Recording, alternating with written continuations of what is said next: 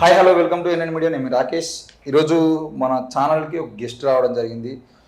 అంటే ఇన్ని రోజులు దాదాపుగా మనం చూపించినటువంటి విషయాలు ఏదైతే వాటికి భిన్నంగా ఈ మధ్యకాలంలో నిర్మల్ వేదికగా ఎన్నో సేవా కార్యక్రమాల్లో ముందుంటూ ముఖ్యంగా ఈ మధ్యకాలంలో ఒక తల్లిదండ్రి చనిపోయినటువంటి అనాథ పిల్లలకి, ముగ్గురు పిల్లలకి దాదాపు చాలా మీడియా ఛానళ్ళు నాన్న చనిపోయినాక వారానికి అమ్మ చనిపోయింది, ఈ బిడ్డల పరిస్థితి అని చెప్పేసి అందరూ చేతులెత్తేటువంటి పరిస్థితులు, ఏ రాజకీయ నాయకుడు ఎవరు కూడా సహాయం చేయడానికి కూడా ముందుకు రాలనేటువంటి పరిస్థితుల్లో ఉన్నటువంటి చిన్న పిల్లలైనటువంటి ముగ్గురు అనాథ పిల్లల్ని చేరదీసి వాళ్ళకు ఒక 25,000 రూపాయల వరకు చెక్ ఇచ్చి ప్రతి నెల వాళ్ళ ఖర్చులకు నేను డబ్బులు ఇస్తా, వాళ్ళకు స్కూల్కి సంబంధించినవి లేదంటే వైద్యానికి సంబంధించిన ఏదైనా వాళ్ళకి అనారోగ్యం వచ్చినప్పుడు కూడా నేను అండగా ఉంటా అని చెప్పేసి ఒక పెద్ద భరోసాని ఇచ్చినటువంటి గొప్ప వ్యక్తి. అంటే ఇప్పటివరకు మన ఎన్ఐ మీడియా వేదికగా ఎవరిని గొప్ప వ్యక్తి, గొప్ప లీడర్ అని చెప్పేటువంటి ప్రయత్నం చేయలేదు. కానీ మనం ఇప్పుడు మన అనే కోణంలోనే చూస్తున్నటువంటి రోజుల్లో అందరూ వీళ్ళంతా నా వాళ్ళు అనే కోణంలోకి వెళ్ళి ఎవరు అడగకపోయినా ఇక్కడ ఏం జరుగుతుందనే కోణంలో వెళ్ళి వాళ్ళకు సమత ఫౌండేషన్ పేరుతోని సహాయం చేస్తూ, అంతకుముందు కూడా వేరే ఒక తల్లిదండ్రులు లేనటువంటి అనాథ పాపకి ఒక చెక్కు డిపాజిట్ చేయడం, ఇట్లా చాలా కార్యక్రమాలు జరుగుతూ ఉన్నాయి. అయితే ఇలాంటి వాళ్ళని కూడా చూపించాలి అనే కోణంలో జరుగుతున్నటువంటి విషయాలలో మేము ఇంటర్నల్గా మాట్లాడుకున్నటువంటి ఎన్ఐన్ మీడియా ద్వారా తీసుకురావాలి బయటికి అన్ని ఫౌండేషన్లు వాళ్ళ యొక్క సహాయ గుణాన్ని వాళ్ళు చేసి చూపిస్తున్నప్పుడు వాళ్ళని ప్రజలకు చూపించాల్సిన బాధ్యత మన మీద ఉంది అనే ఆలోచనలో మొదటి ఇంటర్వ్యూ ఒక ఫౌండేషన్గా ఈరోజు నిర్మాణం అవుతున్నటువంటి దాదాపు 10 ఏళ్ళ నుండి అన్న పరిచయము. సో అన్నను ఎన్ఐన్ మీడియాకు తీసుకురావడం జరిగింది. అన్న వెల్కమ్ టు ఎన్ఐన్ మీడియా. సమత ఫౌండేషన్ ఇప్పుడు చాలామందికి పరిచయం అయింది, ముఖ్యంగా నిర్మల్లో దాదాపుగా చాలా వార్తలలో చూస్తూ ఉన్నాం. సమతా సుదర్శన్ అన్న సమతా ఫౌండేషన్ అంటే సమతా ఫౌండేషన్ బాగా వెళ్ళిన తర్వాత మీ పేరు మేము కనబడ్డా కూడా సమత అంటారు తప్ప మీ పేరును కూడా ఎవరు ఎక్కువ అది గుర్తుపట్టలేదు. అంటే సమతా సుదర్శన్ గారికి సమతా ఫౌండేషన్ ఈరోజు చాలా కార్యక్రమాలు చేస్తూ ఉన్నారు, మొన్న కూడా వార్తల్లో చూసాం. ఈ సమతా ఫౌండేషన్ పెట్టాలనే ఆలోచన ఎక్కడ వచ్చిందని మీకు ముందుగా? వాస్తవంగా నేను చాలా పేదవాడిగా పుట్టాను. మా చిన్నప్పుడే మా తల్లి చనిపోయింది, తండ్రి హ్యాండిక్యాప్, మా నాన్నమ్మ మమ్మల్ని సాధడం జరిగింది. మాకున్న పరిస్థితి ఏంటంటే సరి అయిన వ్యవసాయం లేదు, మేమిద్దరం హాస్టల్లో చదువుతూ ఉన్నాము. చాలా పేదతనం నుండి ఒక మాటలో చెప్పాలంటే చాలా పేదతనం నుండి, కటిక దరిద్రం నుండి ఈ సమాజంలో ఎదుగుకుంటూ వచ్చిన వాళ్ళం మేము.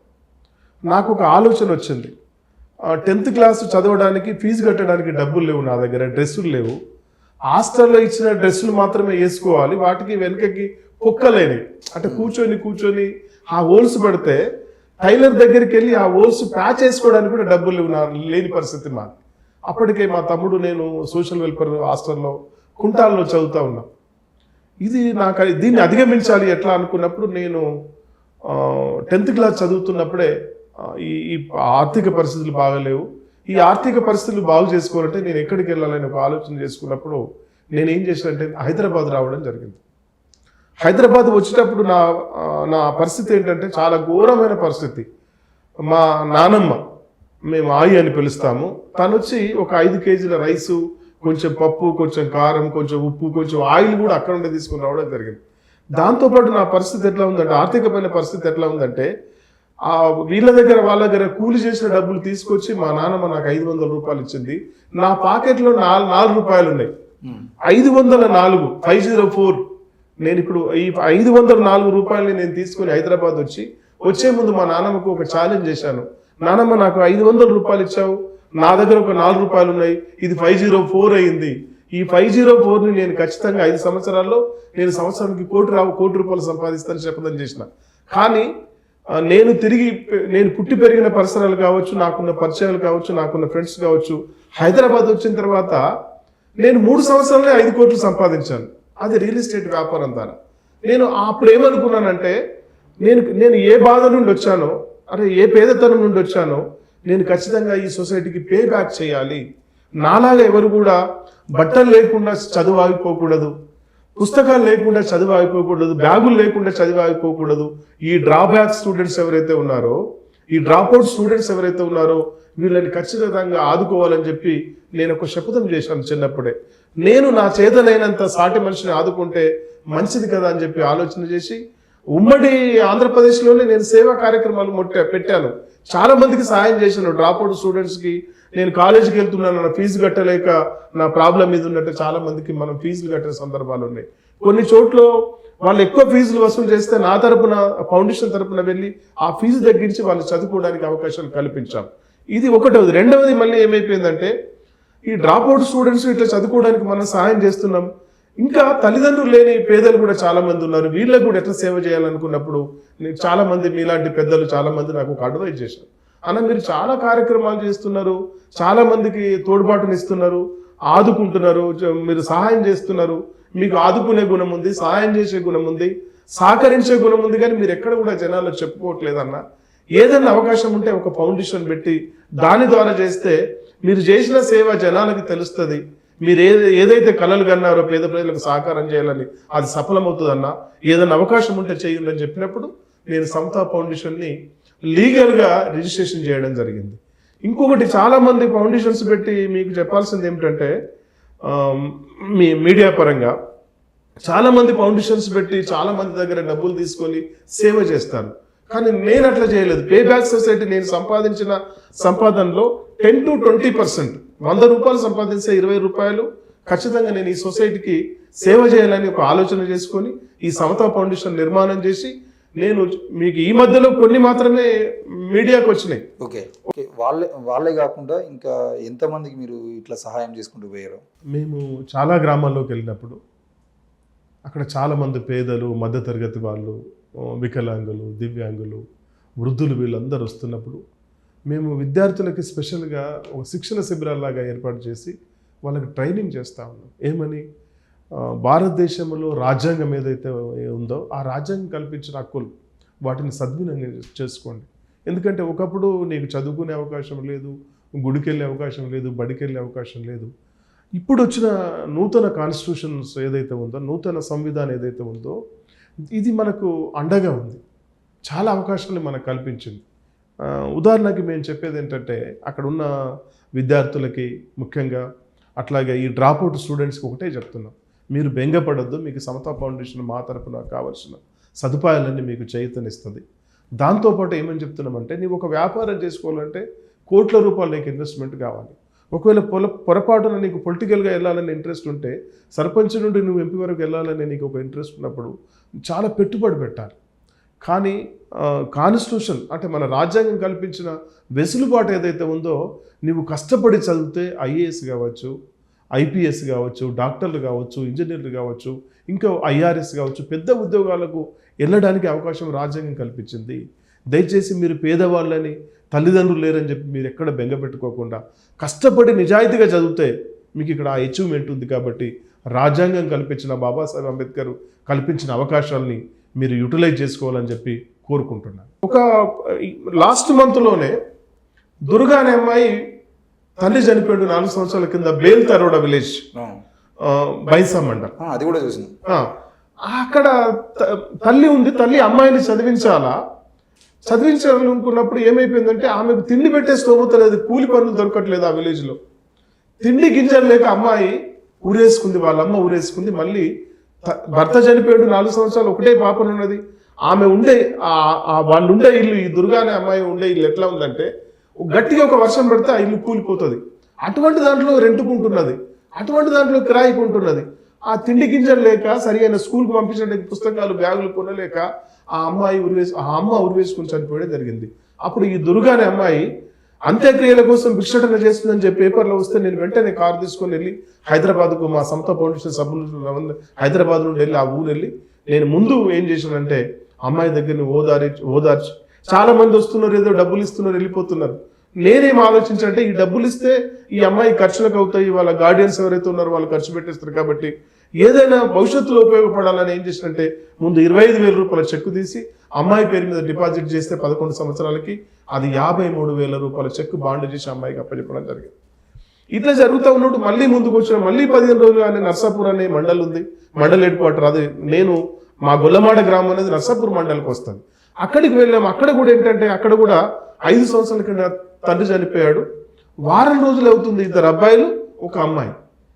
వాళ్ళు చనిపోయారు, ఎవరూ లేరు వాళ్ళు ఆదుకోవడానికి. అక్కడ ఉన్న మా సమతా ఫౌండేషన్ సభ్యులు, మీడియా వాళ్ళు, ముఖ్యంగా చాలామంది ఎలక్ట్రానిక్ మీడియా, ప్రింట్ మీడియా ఎవరైతే ఉన్నారో వాళ్ళు నాకు ఫోన్ చేసి, సార్ ఇట్లా ఒక అర్ఫన్ ఇట్లా అనాథలు ఉన్నారు, వాళ్ళ తల్లి చనిపోయింది, వాళ్ళ పరిస్థితి కూడా బాగలేదు సార్, కొద్దిగా మీరు అంటే నేను ఇమీడియట్గా అక్కడికి వెళ్ళి అక్కడ గ్రామ పెద్దల్ని, గ్రామ సర్పంచ్ని, జడ్పీటీసీని, గ్రామ పెద్దలందరినీ పిలిచి ఏమి చేద్దాం అనుకోండి డిసైడ్ చేసుకున్నప్పుడు అక్కడైతే 25,000 ఇచ్చాము.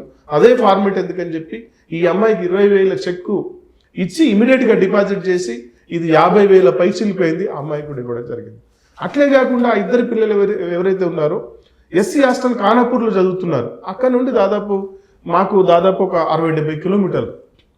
వీళ్ళు పోవడానికి కూడా బస్ కిరాయి లేవు, సరి అయిన డ్రెస్సులు లేవు. అమ్మాయి కూడా సోషల్ వెల్ఫేర్ హాస్టల్లో చదువుతుంది, అమ్మాయికి కూడా సరి అయిన బట్టలు లేవు. నేను అప్పుడే చెప్పాను, అమ్మ నేను ఎంత బిజీగా ఉన్నా కూడా నేను 6 నెలలకు ఒకసారి వచ్చి మీ ఫ్యామిలీని నేను కలుస్తాను, మీ యోగక్షేమాలు ఏమున్నా కూడా నేను చూసుకుంటానని చెప్పి ఆమెకి 20,000 చెక్కు డిపాజిట్ చేసి వాళ్ళ గార్డియన్కి అప్పచెప్పి నెలకు 1,000 రూపాయలు కూడా వాళ్ళకి ఎవరి 10వ తారీఖు నాడు వాళ్ళ అకౌంట్ తీసుకొని మా ఆఫీస్ నుండి ఎవ్రీ మంత్ 1,000 రూపాయలు పంపించే ప్రయత్నం చేస్తున్నాం. ఇట్లా చాలా చేసినాము. అంటే నేను 2 రాష్ట్రాల్లో చేస్తున్నా, ఉమ్మడి ఆంధ్రప్రదేశ్లో చేస్తున్న సందర్భంలో చాలా మంది మిత్రులు ఏమన్నారంటే, లోకల్ మిత్రులు, అన్న మీరు మెదక్లో చేస్తున్నారు, కరీంనగర్లో చేస్తున్నారు, గుంటూరులో, విజయవాడలో ఎక్కడెక్కడో చేస్తున్నారు, నువ్వు పుట్టి పెరిగిన గడ్డ ఏదైతుందో దానికి నువ్వు పే బ్యాక్ చేయట్లేదు అంటే అప్పుడు నాకు ఒక ఆలోచన వచ్చింది, అరే ఇది కూడా కరెక్టే కదా. నేను వ్యాపారం రీత్యా రియల్ ఎస్టేట్ వ్యాపారం చేసుకుంటూ హైదరాబాద్ హెడ్ క్వార్టర్లో ఉన్నాను కాబట్టి నాకు ఇటువంటి ఆలోచన రాలేదు. కానీ లోకల్ వాళ్ళు గుర్తు చేయడం వల్ల ఒక ఆలోచన వచ్చింది కాబట్టి ఇప్పుడు నా సీరియస్గా నేను ఏం చేస్తున్నానంటే, అక్కడ సమతా ఫౌండేషన్ ఎంప్లాయీస్ని రిక్రూట్ చేశాం. వాళ్ళు ప్రతి గ్రామానికి వెళ్ళి, ప్రతి స్కూల్కి వెళ్ళి, స్కూల్లో డేటా తీస్తున్నారు, ఎవరైనా ఆర్ఫన్స్ ఉన్నారా, తల్లిదండ్రులు లేని పేదలు ఎవరైనా ఉన్నారా. అట్లాగే హ్యాండిక్యాప్ అంటే వికలాంగులు ఎవరైతే 100% వికలాంగులు ఉన్నారా వాళ్ళ డేటా తీస్తున్నారు. గ్రామాల్లోకి వెళ్ళి అంటే ముసలి వాళ్ళు అయిన తర్వాత, వృద్ధాప్యం వచ్చిన తర్వాత బిడ్డ, తండ్రి, కొడుకులు, కోడళ్ళు లేని వాళ్ళు కూడా చాలా మంది ఉన్నారు. వాళ్ళని తీసుకొచ్చి మేము హాస్టల్లో జాయిన్ చేసే పరిస్థితి లేదు. కానీ ఇమ్మీడియట్గా అట్లాంటి వాళ్ళకి ఒక 3 నెలలకు సరిపోయే సరుకులు, వంట సరుకులు, బియ్యము, పప్పుధాన్యాలు, పసుపు అన్నీ సబ్బులతో సాకొని ఒక 3 నెలలకు ఎవరికి ఇచ్చినా 3 నెలలకి ఎంత రేషన్ అవుతుందని చెప్పి అది క్యాల్కులేట్ చేసి మేము అక్కడ అప్పచెప్పడం జరుగుతుంది. అట్లా మాలేగావ్ అనే విలేజ్లో అసలు అటువంటి పరిస్థితి ఎవరికి రాకూడదు. వాళ్ళు ఈ సంతలో అంటే ఈ అంగట్లో వీళ్ళు సరుకులు అమ్ముకుంటారు, కూరగాయలు అమ్ముకుంటారు. ఒక అంగడికి పోయినప్పుడు తల్లి చనిపోయాడు యాక్సిడెంటల్గా, 2వ అంగడికి పోయినప్పుడు తల్లి చనిపోయింది. అక్కడ కూడా 3 పిల్లలు ఉన్నారు. వాళ్ళని ఎవరు చూసుకుంటే వాళ్ళకు మేనత్త అవుతుంది వరుసకు, ఆమె భర్త చనిపోయాడు, ఆమెకు పాప ఉంది. ఈ 4గురిని తీసుకొని ఆ మాలేగావ్ అనే విలేజ్లో పాప అక్కడ జీవిస్తూ ఉన్నది. ఆ విషయం మా ఫౌండేషన్ సభ్యులు చెప్తే మళ్ళీ నేను అక్కడికి వెళ్ళి ముందు వాళ్ళకు బట్టలన్నీ చిరిగిపోయి ఉన్నాయి, ఆ బనీను తీస్తే లోపల బనీను కూడా ముక్కలు ఉన్నది, అండర్వేర్స్ లేవు, వాళ్ళ పరిస్థితి చాలా దారుణంగా ఉన్నది. ముందు వీళ్ళకి ఏం చేయాలని చెప్పి నేను ఒక 5,000 రూపాయలు ఇమీడియట్గా ఇచ్చి ముందు ఆ ఫ్యామిలీని 3గురిని కూడా తీసుకెళ్ళి వాళ్ళకి 6 నెలలకు కావాల్సిన బట్టలు మొత్తం ఇచ్చేసి రావడం జరిగింది. అట్లాగే లోకేశ్వర్ మండలంలో దర్బోర్ అనే విలేజ్ ఉంది. అక్కడ దౌర్భాగ్యం ఏంటంటే తండ్రి గుడ్డోడు, తల్లి గూని ఉంది, ఆమె ఇట్లా వంగునే ఉంటుంది, ఇంకేం పని చేయలేదు. వాళ్ళకి 2 పిల్లలు పుట్టినరు, ఒకటికి 13 సంవత్సరాలు, ఒకటికి 16 సంవత్సరాలు. వాళ్ళు వనకెక్కడ పోతున్నారు, అన్నం ఎక్కడ తింటున్నారు, ఎక్కడ పోతున్న స్పృహ లేని మనుషులు ఉన్నారు. నేను వాళ్ళకి ఏం చేయాలని ఆలోచించినప్పుడు మీకు ఏమైనా పెన్షన్ వస్తుందంటే పెన్షన్ వస్తుందని చెప్పారు. అట్లా పెన్షన్ రాని వాళ్ళకు కూడా అక్కడ ఉన్న అధికారులతో, ఎంఆర్ఓలతో, ఎంఈఓలతో, అక్కడ ఉన్న పై అధికారులతో మాట్లాడి అసలు నీడ్ ఏముంది, మా సమతా ఫౌండేషన్ చేసే సహాయంతో పాటు గవర్నమెంట్ తరఫున ఏమేమి సహాయం వాళ్ళకి అందితే వాళ్ళు డెవలప్ అవుతారని చెప్పి ఆ పేదలకు కూడా మేము ఒక 6 నెలలకు సరిపోయేంత సరుకులు ఇచ్చి మరి వాళ్ళని కూడా ఆదుకోవడం జరిగింది. ఇప్పుడు ఇన్ని చేస్తుండ్రు కదన్న, అంటే రాష్ట్ర వ్యాప్తంగా 2 తెలుగు రాష్ట్రాల్లో చేస్తున్నప్పుడు మీ సొంత గ్రామం నుండి, మీ ప్రాంతం నుండి ఫోన్లు చేశారు, ఇక్కడ కూడా చేయాలని చెప్పేసి చెప్పారన్నారు కదా. ఇంతకీ ఇక్కడ సమతా సుదర్శన్ అనే వ్యక్తి ఎక్కడ పుట్టిండు, అసలు మీ ఇంటి పేరు ఏంది, ఇప్పుడు సమతా ఫౌండేషన్ పేరు మీ ఇంటి పేరుగా మారిందా, లేదంటే సమతానే మీ ఇంటి పేరా, ఎక్కడ పుట్టిరు, తల్లిదండ్రులు ఏం చేసేవారు, మీరు ఎంతమంది మొత్తం? వాస్తవంగా మేము పేద దళిత కుటుంబంలో పుట్టాము, గొల్లమాడ అనే గ్రామం అది. ఇంతకుముందు ఉమ్మడి ఆదిలాబాద్ జిల్లాలో ఉన్న మారుమూల గ్రామం, అటవీ ప్రాంతం అదంతా. మా తల్లిదండ్రులు వ్యవసాయ కూలీలు, చిన్నపాటి వ్యవసాయంలో మమ్మల్ని చదివించారు. మా ముగ్గురిని చదివించే పరిస్థితి బాగాలేక మా అన్నయ్యను మా మేనత్త గారింటికి పంపించారు. వాళ్ళు చదివించలేదు. ఆయన దురదృష్టం ఏంటంటే ఆయన్ని పశువులకి పంపించడము, వ్యవసాయం చేయడానికి పంపడం వల్ల ఆయన అగ్రికల్చర్ చేస్తే ఇప్పటికి కూడా ఆయన వ్యవసాయ కూలీగా మిగిలిపోయాడు. అంటే ఇప్పుడు కొద్దిగా భూమి ఉంది, దాన్ని చేసుకుంటున్నారు మేము డెవలప్ అయిన తర్వాత. మా తమ్ముడు అశోక్ ఇప్పుడు పోలీస్ డిపార్ట్మెంట్లో పనిచేస్తూ ఉన్నారు, సీఎం ఫేస్లో పనిచేస్తున్నారు. నేను చదువుకోవడం వల్ల, కాస్త కూస్తూ చదువుకోవడం వల్ల తమ్ముడు అటు ఉద్యోగం వైపు వెళ్ళాడు, నేను వ్యాపారం రీత్యా ఇటు వచ్చాను. ఈ వ్యాపారం రీత్యా వచ్చినప్పుడు నేను చిన్నప్పుడు పడ్డ బాధలు ఏవైతే ఉన్నాయో, ఆర్థిక ఇబ్బందులు ఏవైతే ఉన్నాయో, వీటిని ఎట్లాగా అధిగమించి పక్క వాళ్ళకి ఏదైనా సహాయం చేస్తే బాగుంటుందని చెప్పి ఆలోచన వచ్చినప్పుడు నేను ఇటువైపు రావడం జరిగింది. నేను బిజినెస్ చేసిన తర్వాత నేను ఏం చేయాలి, నేను ఏ సొసైటీ నుండి అయితే ₹1 సంపాదించుకుంటున్నానో ఆ సొసైటీకి పే బ్యాక్ చేయాలి. ఇందాక చెప్పినట్టుగా ఆ 20% పే బ్యాక్ చేస్తే చాలా మందిని ఆదుకోవచ్చు అనే ఆలోచన వచ్చింది. దాంట్లో భాగానే ఇప్పుడు మేము సర్వే చేస్తే మా జిల్లాలోనే 25 మంది 100% ఆర్ఫన్స్ మాకు వాళ్ళ డేటా వచ్చింది మా దగ్గరికి. నేను ఒకేసారి 100 మందికి చేసే పరిస్థితి నాకు లేదు. ఎందుకంటే నేను ₹1,00,000 సంపాదించుకుంటే 20,000 నేను ఈ సమాజానికి తిరిగి ఇస్తున్నాను. కాబట్టి వీళ్ళందరినీ డేటా చేసి నెలకి 2-3 చొప్పున ఇచ్చుకుంటా పోతున్నాం. నా ఆలోచన ఒకటే, ప్రతి జిల్లా మొత్తంలో ప్రతి గ్రామానికి సమతా ఫౌండేషన్ బెనిఫిషియర్ ఒకరు ఉండాలి అని ఒక ఛాలెంజ్గా తీసుకున్నాను. అట్లాగే నా మండలిని ఒక రోల్ మోడల్ ప్రాజెక్ట్గా చేశాను. దానికి కావాల్సిన ఒక 3 ఎంప్లాయీస్ని రిక్రూట్ చేశాం అక్కడ నిర్మల్లో. చేసి వీళ్ళ డ్యూటీ ఏంటంటే పొద్దున్నే 10 గంటల గ్రామాల్లోకి వెళ్ళి, స్కూళ్ళలోకి వెళ్ళి, అంగన్వాడీ సెంటర్స్కి వెళ్ళి అక్కడ ఉన్న డేటానంతా సేకరించి తిరిగి మాకు తీసుకురావడం జరుగుతుంది. అట్లా తీసుకొచ్చిన దాన్ని మేము ఎట్లా రెక్టిఫై చేయాలి, ఎవరైనా ఇంటర్మీడియట్ చదువుతూ డ్రాప్అవుట్ అవుతే ఎందుకు, ఏ కారణం వల్ల డ్రాప్అవుట్ అయ్యాడని చెప్పి, ఆయనకు ఫీజులు కారణమా, పుస్తకాలు కారణమా, బ్యాగులు కారణమా, తల్లిదండ్రులు సపోర్టు చేయకపోవడం కారణం అని చెప్పి ఆ ఇష్యూని రెక్టిఫై చేసి ఆయనకు సహకారం చేసి మేము కార్పొరేట్ కాలేజీలో కూడా పంపిస్తున్నాం. పంపించేటప్పుడు ఎగ్జాంపుల్ ఒక 50,000 కార్పొరేట్ కాలేజీలో ఫీజు ఉంటే నేను సమతా ఫౌండేషన్ చైర్మన్గా ప్రతినిధిగా వెళ్ళి ఆయన రిక్వెస్ట్ చేయడం వల్ల మేము చేసే సర్వీస్కి వాళ్ళు అగ్రి 50,000 ఫీజు ఉంటే మీరు ఒక 30,000 కట్టండి సార్ అని చెప్తున్నారు. ఆ 30,000ని మేము ప్రయత్నం చేస్తున్నాం మా వైపు నుండి కట్టడానికి. మళ్ళీ వాళ్ళు ఒక ఫీజు కట్టడమే కాదు, వాళ్ళు పోయి రావడానికి కూడా ట్రాన్స్పోర్ట్ కావాలి, అది కూడా అరేంజ్ చేస్తున్నాం. ఇదే కాకుండా మేము ఇంకా కొన్ని కార్యక్రమాలు ఏం చేస్తామంటే, పాపం చాలా మంది ఆదిలాబాద్ జిల్లాలో గవర్నమెంట్ స్కూల్కి వెళ్తా ఉన్నారు, ప్రైవేట్ స్కూల్ వాళ్ళని మేము అబ్జర్వేషన్ చేస్తున్నప్పుడు మేము అదే సామాజిక స్థితి నుండి వచ్చాము, అదే పేదతనం నుండి వచ్చాము.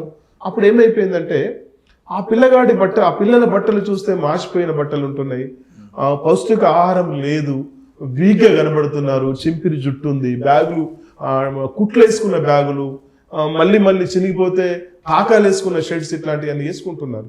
దీన్ని రోజు మేము గమనిస్తున్నాం. మా ఒపీనియన్ ఒకటే, ఈ సొసైటీలో ఖచ్చితంగా ఒక ఆర్థిక ఇబ్బందుల వల్ల చదువు ఆపేయకూడదు.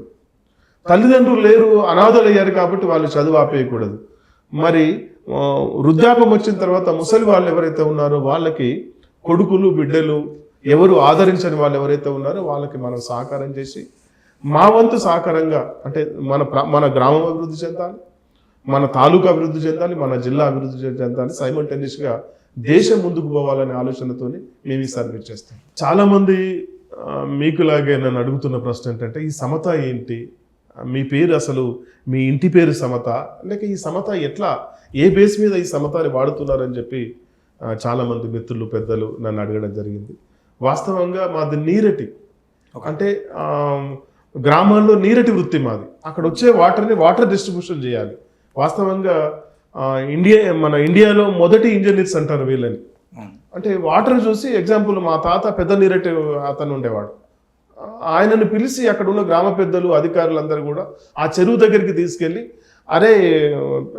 ఒరే బొర్రన్న, ఈ నీళ్లు ఎన్ని ఎకరాలకు వాడతాయంటే అతను పర్ఫెక్ట్గా చెప్పేవాడు అన్నట్టు. ఏమని, ఇప్పుడున్న వాటర్ ఇంత, ఇగో వేషికి ఇంత పడుతుంది, ఇగో ఈ నీరు ఇంతకు సరిపోతుంది, ఇన్ని ఎకరాలకు సరిపోతుంది అని చెప్తే అన్ని ఎకరాలకే దండోరేసేవాళ్ళు. ఈ అద్దు వరకే మీరు పంటలు పండించుకోవాలి, అంతకంటే నీరు ఎక్కువ లేదని చెప్పాలి. అట్లాంటి నీరటి వృత్తి చేస్తున్న వంశం మాది. మేము నీరటోళ్ళం, మా ఇంటి పేరు నీరటి. ఓకే, కాబట్టి నీరటి అంటారు. ఈ సందర్భంలో మేము సామాజిక ఉద్యమాల్లో ముందుకు సాగుతున్న సందర్భంలో నేను రైటర్గా కొన్ని పోయమ్స్ రాయడము, సాంగ్స్ రాయడము, ఆర్టికల్స్ రాయడం వల్ల నేను ఏదో ఒక పేరు పెట్టుకోవాలంటే నాకు ఒక సింబాలిక్గా ఉండాలి. ఏముండాలి? సమాజంలో అసమానతలు ఉన్నాయి, హెచ్చుతగ్గులు ఉన్నాయి, కుల మత ప్రాంతీయ లింగభేదాలు ఇవన్నీ ఉన్నాయి. ఇవన్నిటికీ సైమల్టేనియస్గా ఒక వర్డ్ ఒకటి పెట్టుకుంటే బాగుంటుంది. ఆ వర్డ్ ఏంటంటే సమత, అంటే ఈక్వాలిటీ. అప్పుడు నేను ఆ సమతను నా కలం పేరుగా పెట్టుకోవడం వల్ల సమాజంలో నీరటి సుదర్శను, గొల్లమాడ సుదర్శన్ అంటే నాకు ఐడెంటిటీ లేదు. 2 రాష్ట్రాల్లో నన్ను ఎవరు గుర్తుపట్టరు. కానీ అదే సమత సుదర్శన్ పెడితే దేశమంతటా గుర్తుపట్టే పరిస్థితి ఉంది. ఎందుకంటే మేము చాలా సామాజిక ఉద్యమాల్లో పనిచేశాం కాబట్టి. సూపర్ అన్న. అంటే నేను ఈ ఫౌండేషన్ సంబంధించిన విషయాలలో చాలామంది చూసిన రాజకీయాల్లోకి రావాలనుకుని ముందుగా ఏర్పరచుకునేటువంటి ఒక బాటగా, లేదు అంటే వాళ్ళు ఫౌండేషన్ పేరుతోని వచ్చిన తర్వాత రాజకీయాల కోసమే దాన్ని వాడుకునేటువంటి ప్రయత్నం. చాలా ఫౌండేషన్లు ఇప్పుడు రాజకీయ నాయకుల కోసం పనిచేస్తున్నటువంటి ఫౌండేషన్ కూడా చాలా ఉన్నాయి. వాళ్ళ కోసం పనిచేసే ఫౌండేషన్లు ఏర్పాటు చేసుకోవడం, పేర్లు పెట్టుకొని మరి ఫౌండేషన్లు పెట్టుకోవడం, లేదంటే రాజకీయాలకు వచ్చిన తర్వాత ఫౌండేషన్ పెట్టుకోవడం. వాళ్ళ దేనికన్నా ఒక దానికి ఫౌండేషన్ అనేది ఒక వాళ్ళకు పేరు తీసుకురావడం కోసం అనే ప్రయత్నం జరుగుతుంది. ఇప్పుడు సమతా ఫౌండేషన్ పేరుతోని ఇది దాదాపు 10-12 ఏళ్ళ నుండి మేము కూడా గమనిస్తున్నాము. చాలా తెలుసు, అంటే మీరు చేస్తున్నటువంటి ఫౌండేషన్ పేరుతో చేస్తున్నటువంటి సోషల్ మీడియాలో పోస్టులు కూడా మేము చూసాం. ఈ సమతా సుదర్శన్ ఆలోచనలో కూడా క్లియర్గా రాజకీయ కుట్రలు ఏమైనా ఉన్నాయా, లేదు అని అంటే రాజకీయాల కోసమే ఫౌండేషన్ పెట్టిరా?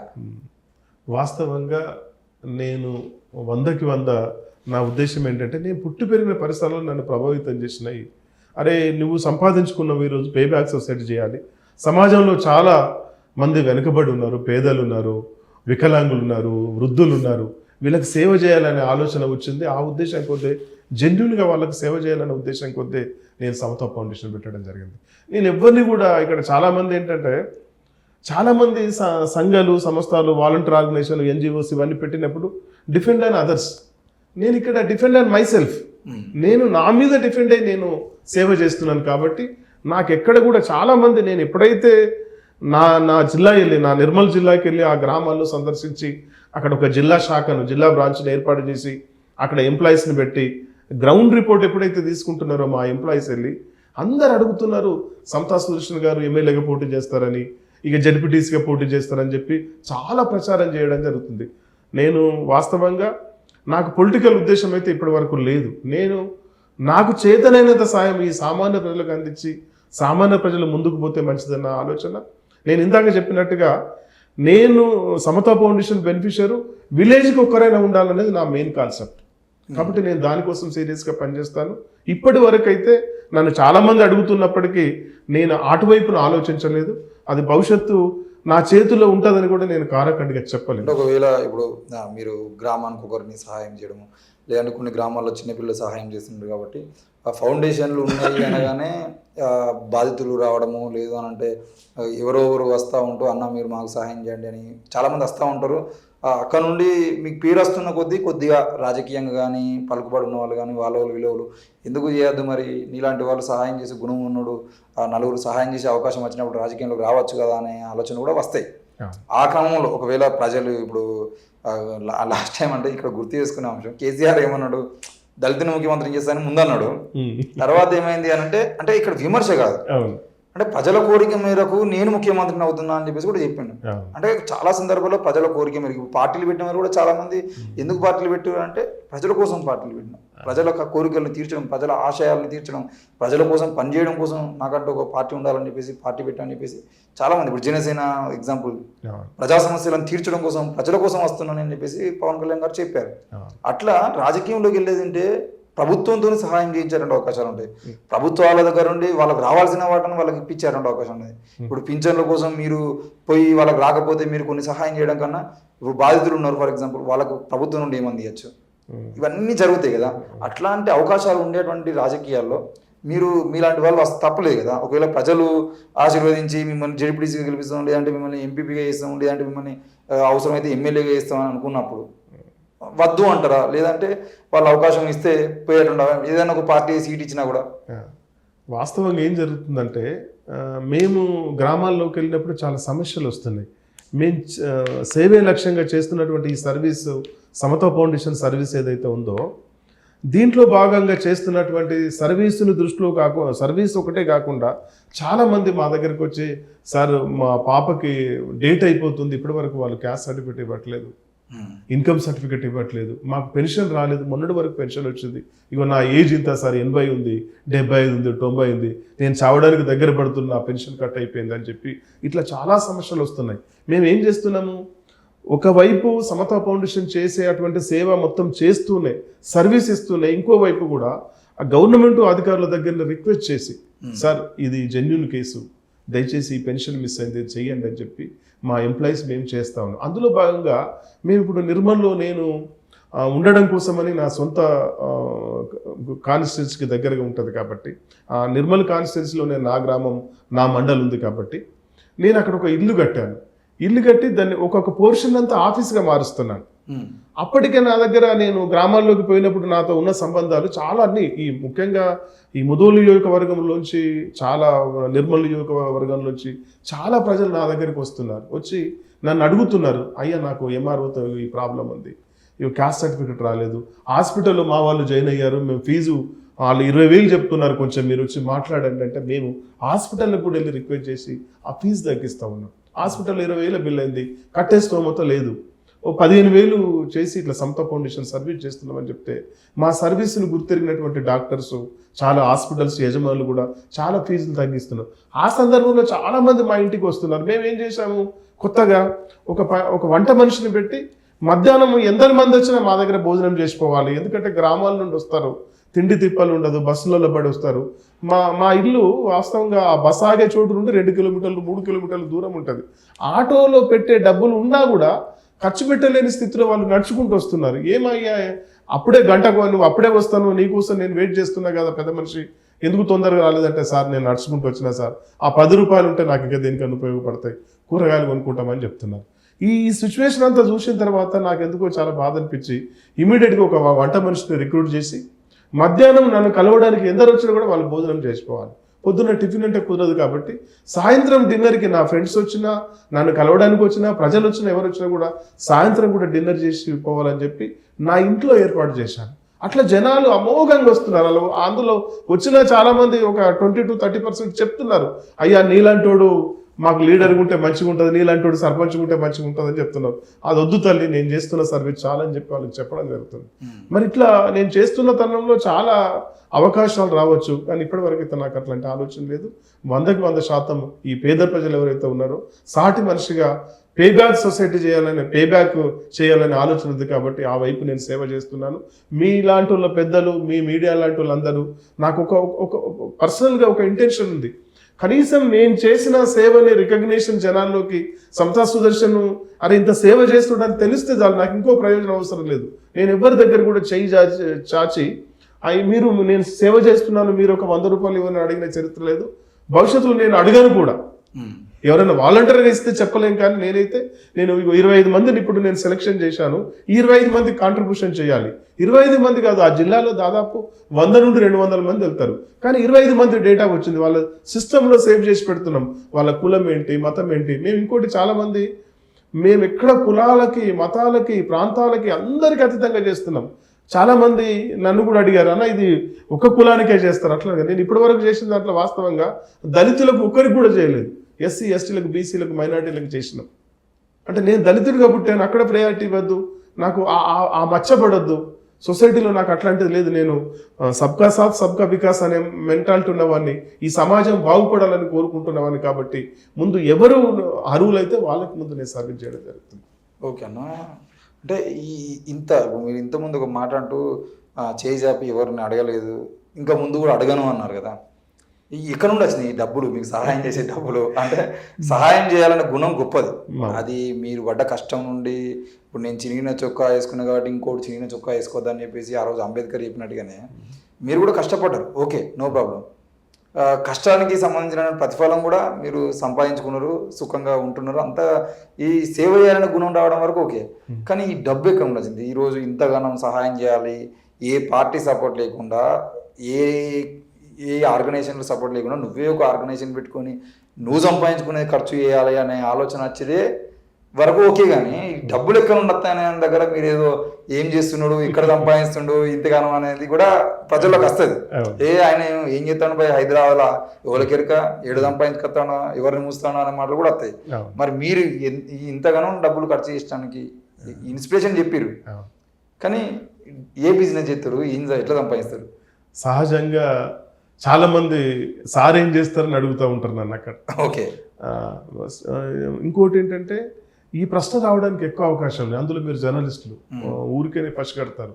మీ ముందర అబద్ధం చెప్పడానికి కూడా ఛాన్స్ లేదు, ఎందుకంటే స్కాన్ చేసేస్తాను సొసైటీలో ఏంటి అనేది. వాస్తవంగా నేను దీన పరిస్థితి నుండి, ఒక పేదతనం నుండి, సరి అనే బట్టలు లేని, రూమ్ రెంట్ కూడా మా పరిస్థితి చాలా ఘోరంగా ఉండేది. టాయిలెట్ నేను మొట్టమొదటిసారిగా 89లో నేను హైదరాబాద్ వచ్చాను. రామ్నగర్లో బాత్రూమ్ మీద ఒక రూమ్ ఉంది, ఆ రూమ్ మెట్ల మీద ఒక రూమ్ ఉంది, ఆ రూమ్ పైన రేకులు వేసి పెట్టారు. ఎవరైనా బాత్రూమ్ వెళ్తే అక్కడ స్మెల్ వచ్చేది, కానీ నేను అదే రూమ్ 70 రూపాయలకు రూమ్ తీసుకొని అక్కడ ఉన్నా. నైట్లో ఇటు చివరికి పడుకుంటే మళ్ళీ తెల్లారేలోపు ఇక్కడికి కిందికి రావాలి అంటే అంత డౌన్ ఉండేది మెట్ల మీద. కాబట్టి మీలాంటి వాడు ఫ్రెండ్ వస్తే కూడా నేను అప్పుడు చాలా బాధపడ్డాను, ఎందుకంటే అటు పక్కన పైన ఎవడు పడుకున్నా మళ్ళీ నెక్స్ట్ మార్నింగ్ వాడి మీద పడుకునే పరిస్థితి ఉండేది. అటువంటి దీన పరిస్థితి నుండి నేను వచ్చి నేనేం చేయాలి, నేను బాగుపడాలి, ఈ సమాజానికి నా వంతు పేబ్యాక్ సొసైటీ చేయాలి. కాబట్టి ఏం చేయాలనుకున్నప్పుడు నేను చాలా వ్యాపారాలు చేశాను. ఆటోమొబైల్స్ బిజినెస్ చేశాను, రకరకాలుగా చేసుకుంటూ ఉద్యోగం చేశాను, ప్రైవేట్ ఉద్యోగాలు చేశాను. చేసుకుంటూ రియల్ ఎస్టేట్ వైపు వెళ్ళాను. రియల్ ఎస్టేట్లో కూడా నేను ఎక్కడ కూడా చాలా మంది ఏంటంటే ఒక 10 ఎకరాలు కొని దాన్ని వెంచర్ వేసి అమ్ముతారు, కానీ నేను అట్లా చేయను. అంటే ఇది చెప్పొచ్చో చెప్పకూడదో తెలియదు, ఆ బిజినెస్ టాక్టిక్స్, అది ఒక టెక్నిక్. నేనేం చేస్తానంటే హైదరాబాద్లో ఒక 10 ఎకరాలు ఎవరైనా ఇన్వెస్టర్స్ పెట్టి ఆ వెంచర్ వేసినప్పుడు నేను దగ్గరికి వెళ్ళి నేను రూపాయి ఇన్వెస్ట్మెంట్ పెట్టకుండానే ఆ వెంచర్ని అడాప్ట్ చేసుకుంటా. నేను టేక్ ఓవర్ చేసుకొని నేను దాన్ని వ్యాపారం చేస్తాను. అట్లా చేయడం వల్ల నేను పర్సనల్గా వ్యాపారం చేసేదానికంటే రూపాయి ఇన్వెస్ట్మెంట్ లేకుండా అక్కడ 10 ఎకరాలు, అక్కడ 10 ఎకరాలు, అక్కడ 5 ఎకరాలు, కొన్ని విల్లా ప్రాజెక్ట్స్ తీసుకొని నేను పర్సనల్గా నా టీంని రిక్రూట్ చేసుకున్నాను. 30 మంది నా దగ్గర మార్కెటింగ్ టీం వాళ్ళు పనిచేస్తారు. వాళ్ళకి ట్రైనింగ్ ఇచ్చాను, తర్ఫీదునిచ్చాను, వ్యాపారం ఎట్లా చేయాలని నేర్పించాను, బిజినెస్ ఎక్కడ ఉంటుందని చెప్పాను. ఈ టాక్టిక్స్ అంతా చెప్పాను కాబట్టి ఆ 30 మంది నాకు తోడవుతున్నారు. నేను ఒక 10 ఎకరాల ప్రాజెక్టు తీసుకుంటే నేను 6 నెలలలో దాన్ని షోల్డ్ అవుట్ చేస్తున్నా, అంటే అమ్మేస్తున్నా. దానివల్ల నాకు రూపాయి వస్తున్నది. కాబట్టి నేను ఏం చేస్తున్నా, ఆ రూపాయి తిరిగి నా కుటుంబం కోసం, నా కోసంకే కాకుండా ఈ సమాజం కోసం ఖర్చు పెడుతున్నా. నేను చేస్తుంది వేరే ఎటువంటి ఇంకొక ఆర్గనైజేషన్ లేదు, ఇంకొక పని కూడా చేయను. వాస్తవంగా నాకు రియల్ ఎస్టేట్ తప్ప మిగతా ఏ పని చేత కాదు, రియల్ ఎస్టేట్ మాత్రం వచ్చు. అన్ని టేక్ ఓవర్సే. 10 ఎకరాలు ఉంది, మీరు వెంచర్ వేశారు ఇన్వెస్టర్స్, నేను రూపాయి ఇన్వెస్ట్మెంట్ పెట్టాను. ఫార్మల్గా ఓ 50,000 కోటి రూపాయలు ఇచ్చేసి నేను మీ చేత అగ్రిమెంట్ చేసుకొని దాన్ని నేను సేల్ చేస్తాను. దాని మీద వచ్చే బెనిఫిట్ నేను తీసుకొని సమాజానికి చేస్తున్నా, నా కుటుంబానికి వాడుతున్నా. ఇది దయచేసి ప్రజలందరూ గుర్తించాలి. ఈ మధ్యలో చాలామంది నన్ను అడుగుతా ఉన్నారు, అన్న నిర్మల్లో అంత పెద్ద ఇల్లు కడుతున్నావు ఏంటంటే, మీరు కూడా అడుగుదాం అనుకున్నారు. ఈ మధ్య కాలంలో నాకు తెలిసిన ఒక నాయకుడు కూడా మీ ఇంటికి వచ్చాడు, ఏంది మొత్తం పొలిటీషియన్ లాగానే కడుతున్నావు ఇంత పెద్ద ఇల్లు, మరి అంటే ఒక మంచి ఇల్లు కాగానే ఇదేదో సినిమా హీరోదో లేదంటే పెద్ద రాజకీయ నాయకుడు ఉన్నట్టున్నారా అనుకుని గ్రామాల్లో అనుకుంటారు. ఇప్పుడు హైదరాబాద్లో మీరు ఎంత పెద్ద ఇల్లు కట్టినా ఏ వదులుతీ అని సైలెంట్ ఉంటారు కాదు, కానీ గ్రామాల్లో ఇల్లు కడుతున్నప్పుడు కంపల్సరీ బాగా ఉన్నట్టున్నారా, ఏంది ఇంత ఈ ఇల్లు చూసినారా అని చెప్పేసి పరిశాన్ అవుతూ ఉంటారు. మీ ఇల్లు కూడా కొంతమంది రాజకీయ నాయకులని పరిశాన్ చేసిందని కూడా మా దృష్టికి వచ్చింది. మరి ఎట్లా కడుతున్నారు అదంతా అని నేను ఇందాక చెప్పాను. నా కష్టం ఏదైతే ఉందో నేను కూడా ఆ పేదతనంతో రావడం వల్ల నా పిల్లలు కానీ అట్లా ఉండకూడదని చెప్పి నేను ఛాలెంజ్గా తీసుకున్నాను. ఛాలెంజ్గా తీసుకొని నేనెందుకు మిగతా వాళ్ళకంటే తక్కువ స్థాయిలో కట్టుకోవాలి అని చెప్పి నేను ఛాలెంజ్గా ఒక సోషల్ సింబాలిక్, హౌస్ అనేది సోషల్ సింబాలిక్. నాకు మణికొండలో ఇల్లుంది, నేను ఎప్పుడు అమ్ముకున్నా ఒక 3 కోట్ల రూపాయలు వస్తుంది, కానీ మణికొండలో మీరు అన్నట్టుగా ఇక్కడ 10 కోట్ల రూపాయల ఇల్లు కట్టినా కూడా ఎవరు దాని దిక్కు కూడా చూడరు, దాని గురించి డిస్కస్ చేయరు. కానీ ఇప్పుడు కొత్తగా నేను ఎప్పుడైతే ఒక 2 కోట్ల రూపాయలు అంచనేసుకొని ఇల్లు కడుతున్నానో అది పెద్ద చర్చ అయిపోయింది. మీరు అడిగినట్టుగానే అందరు అడుగుతున్నారు, అసలు ఈయన ఏం వ్యాపారం చేస్తున్నాడు అనే పరిస్థితి ఇప్పుడు అట్లా ఉంది నిర్మాణంలో. మొత్తానికి అయితే ఇల్లు అయిపోయింది, అది నడుస్తుంది, కంటిన్యూషన్లో నడుస్తుంది.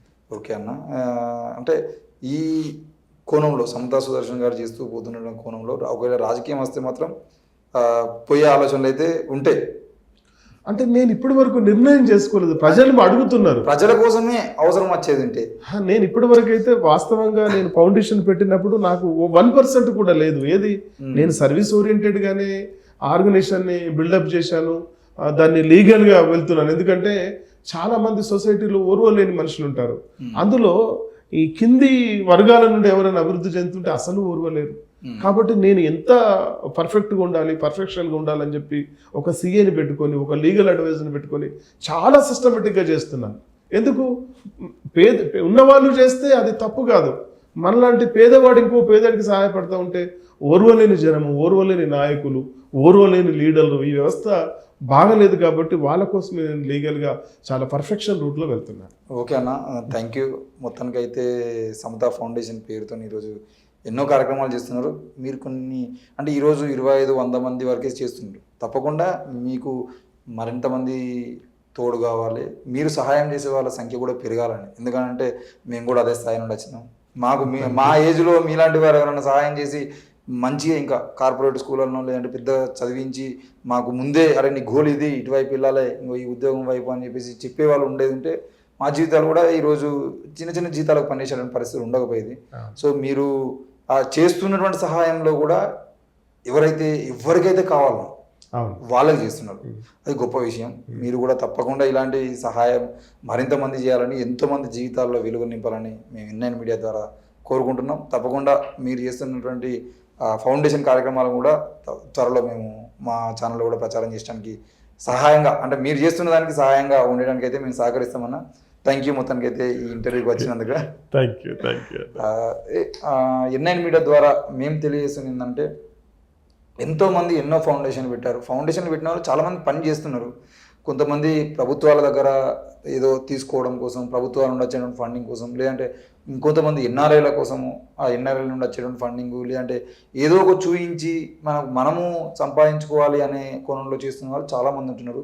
కొంతమంది అక్కడక్కడ, కొంతమంది మాత్రం పేదల కోసం సహాయం చేయడం కోసమే, వాళ్ళకు ఏమీ లేకుండా, తినడానికి తిండి లేకుండా కూడా ఇంకోని పెట్టాలనే తిండి కోసం ఆలోచన చేస్తున్న వాళ్ళు కూడా చాలామంది ఉన్నారు. అందులో సమతా సుదర్శన్ అన్న గత 10 ఏళ్ళుగా మనం చూస్తున్నాం.